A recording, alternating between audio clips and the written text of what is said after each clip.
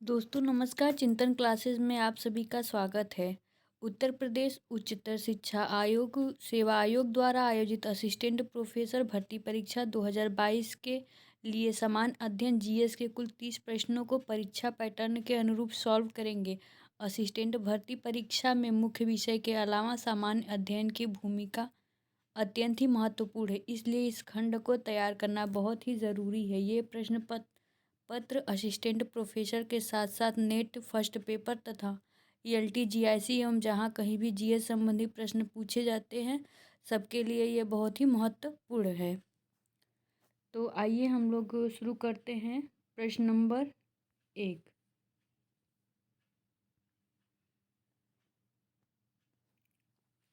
तो प्रश्न नंबर 1 है, 31 अक्टूबर 2022 को कोर्ट ने 2 फिंगर टेस्ट पर रोक लगा दी।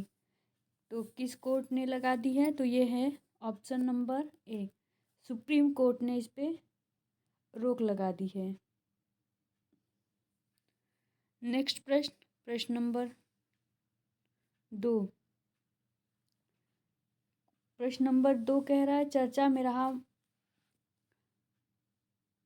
प्रश्न नंबर 2 कह रहा है चर्चा में रहा मानगढ़ धाम किस राज्य में स्थित है? तो यह है राजस्थान राज्य में स्थित है। चर्चा में रहा मानगढ़ धाम। आइए नेक्स्ट प्रश्न नंबर 3 देखते हैं। नेक्स्ट प्रश्न, प्रश्न नंबर 3 है, भारत का 53वां टाइगर रिजर्व है। तो भारत का 53वां टाइगर रिजर्व है। ऑप्शन नंबर बी इसका हो जाएगा, रानीपुर टाइगर रिजर्व। नेक्स्ट प्रश्न, प्रश्न नंबर 4। प्रश्न नंबर 4 है,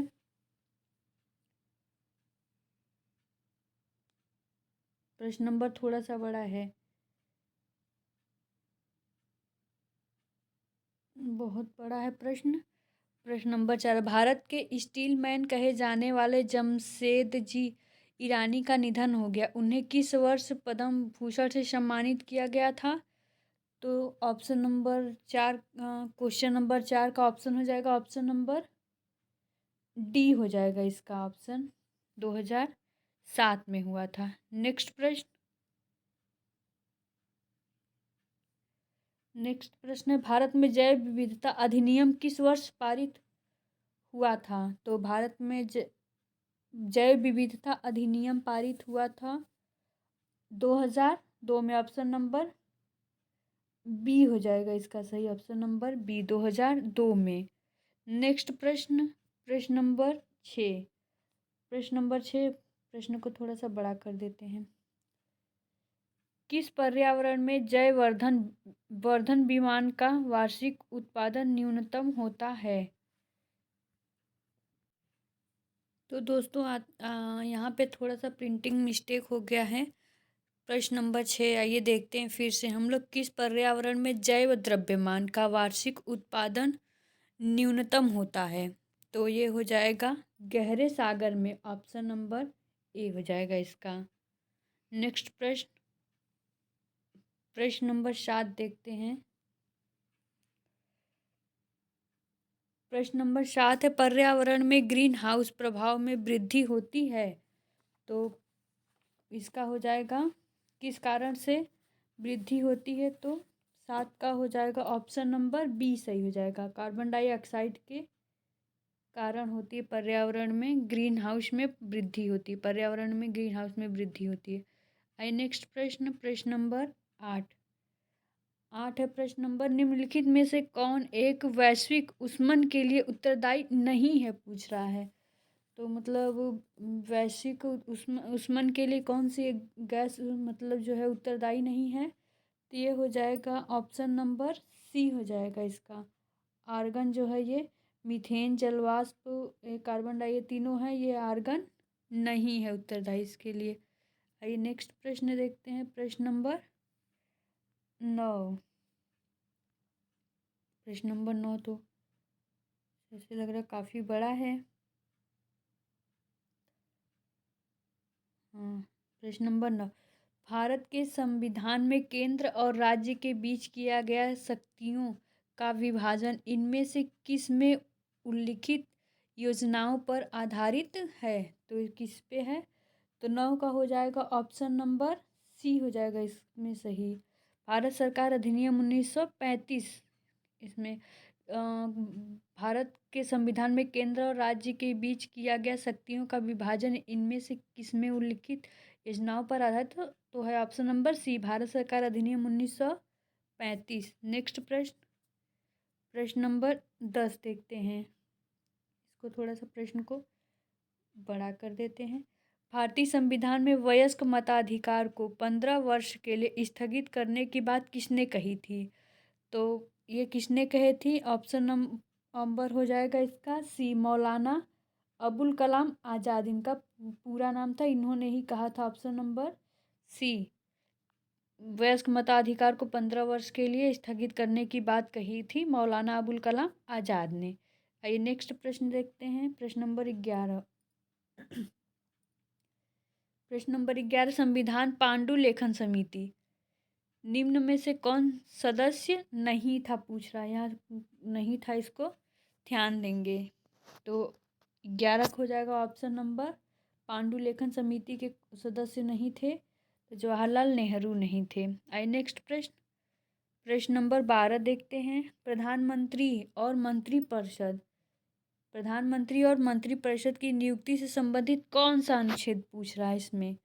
तो हो जाएगा 12 का हो जाएगा अनुच्छेद 75। ऑप्शन नंबर बी हो जाएगा इसका। अनुच्छेद 75 में प्रधानमंत्री और मंत्रिपरिषद की नियुक्ति से संबंधित है ये अनुच्छेद।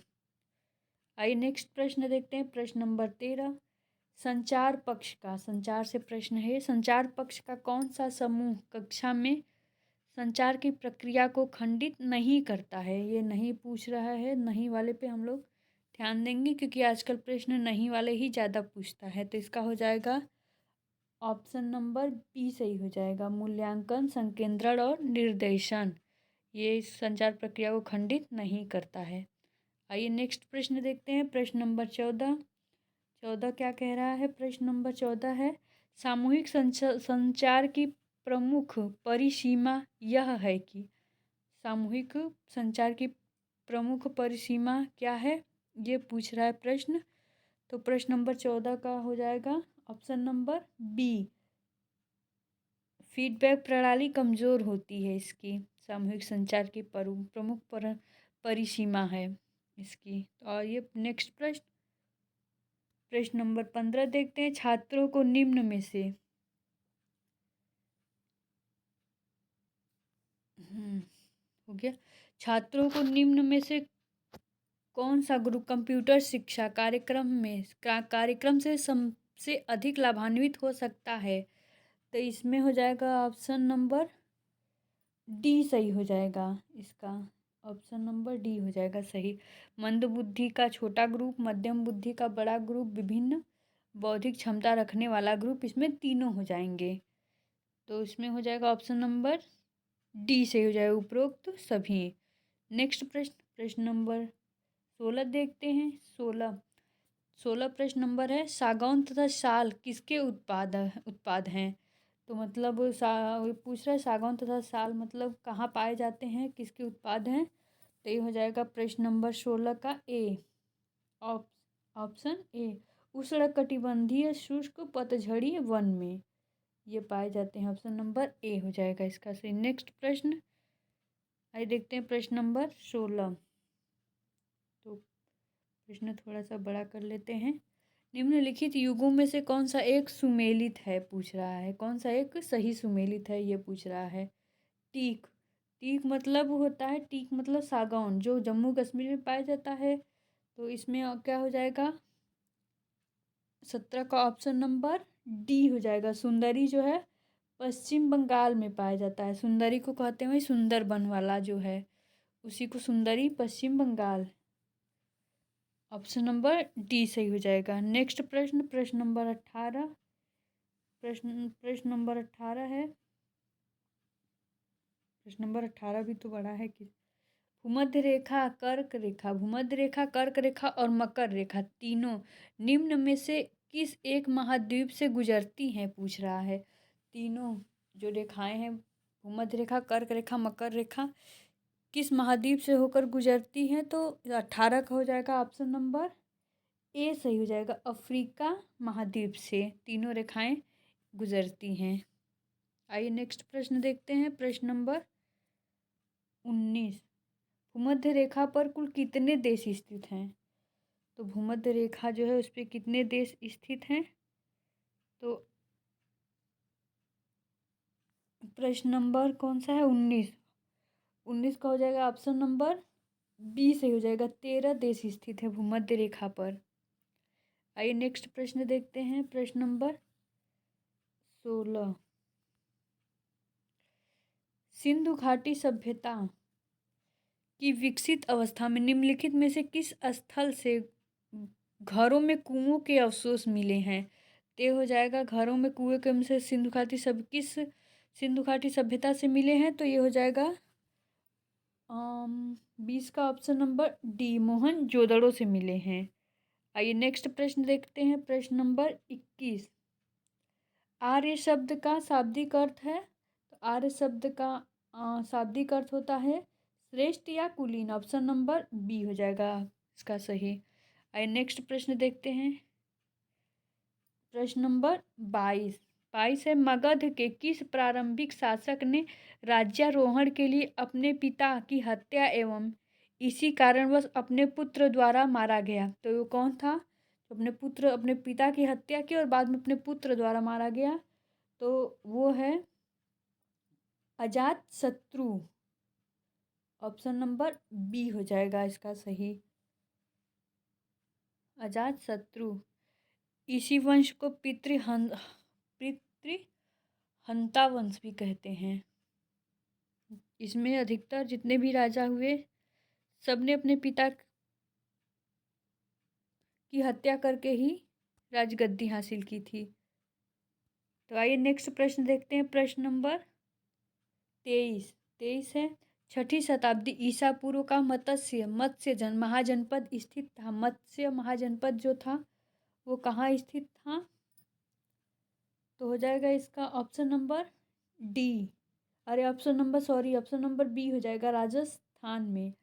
ये जो 6ठी शताब्दी ईसा पूर्व का मत्स्य महाजनपद स्थित था राजस्थान में।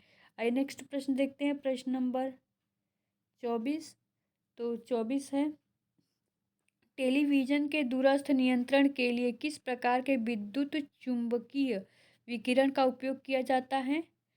तो ये हो जाएगा 24 का ऑप्शन नंबर ए, अवरक्त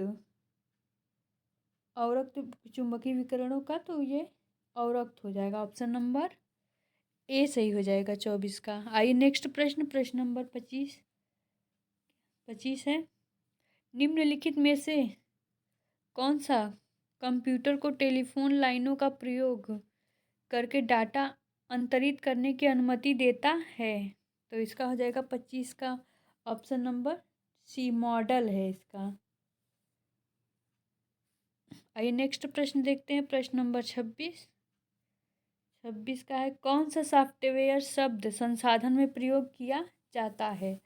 तो 26 का हो जाएगा ऑप्शन नंबर डी हो जाएगा, इनमें से सभी। तो इनमें से जो कौन सा सॉफ्टवेयर शब्द संसाधन में प्रयोग किया जाता है? तो इसका हो जाएगा पेस मेकर भी है, वर्ड स्टार भी है और MS वर्ड भी है, तीनों किया जाता है। तो इनमें से इसका सही हो जाएगा ऑप्शन जो इनमें से सभी। आइए नेक्स्ट प्रश्न देखते हैं। प्रश्न नंबर 27, विश्व का सर्वाधिक कंप्यूटरों वाला देश है? तो विश्व का सर्वाधिक कंप्यूटरों वाला जो देश है वो है संयुक्त राज्य अमेरिका। ऑप्शन नंबर सी हो जाएगा इसका सही। नेक्स्ट प्रश्न नंबर 28 का है, RBI का मुख्यालय कहाँ स्थित है? तो RBI का मुख्यालय जो है वो है मुंबई में स्थित है। ऑप्शन नंबर सी हो जाएगा। नेक्स्ट प्रश्न नंबर 29 का है, भारत में करेंसी नोट जारी करता है? तो भारत में कौन सा करेंसी नोट जारी करता है? इसका हो जाएगा ऑप्शन नंबर डी, भारतीय रिजर्व बैंक। नेक्स्ट प्रश्न नंबर 30, इस प्रैक्टिस सेट का लास्ट प्रश्न है, प्रैक्टिस सेट नंबर 33 है ये, और इसका है लास्ट प्रश्न। भारत का आर्थिक सर्वेक्षण प्रत्येक वर्ष सरकारी तौर पर प्रकाशित किया जाता है। तो इसका हो जाएगा ऑप्शन नंबर ए, वित्त मंत्रालय द्वारा। इसको भारत का आर्थिक सर्वेक्षण प्रत्येक वर्ष सरकारी तौर पर प्रकाशित किया जाता है, तो वित्त मंत्रालय द्वारा किया जाता है। तो हम लोगों ने आज ये प्रैक्टिस सेट नंबर 33 का 30 प्रश्नों को सॉल्व कर लिया। ओके, धन्यवाद दोस्तों।